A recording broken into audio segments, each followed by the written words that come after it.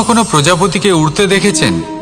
কি সুন্দর উড়ে বেড়ায় সে, এক ফুল থেকে অন্য ফুলে, এক পাতা থেকে অন্য পাতার ওপর। কিন্তু সে কিভাবে উড়তে শেখে কখনো ভেবেছেন? জন্ম থেকেই কিন্তু প্রজাপতির ডানা থাকে না। ও কিন্তু ছোট্ট একটা ডিমের আকারে জন্ম লাভ করে।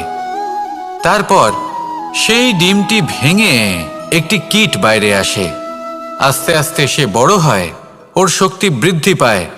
তারপর সে সেই কীট দশা ত্যাগ করে নিজের ডানাগুলি মেলে।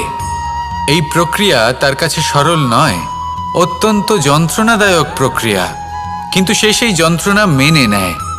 আর তারপর আস্তে আস্তে সে উড়তে শেখে।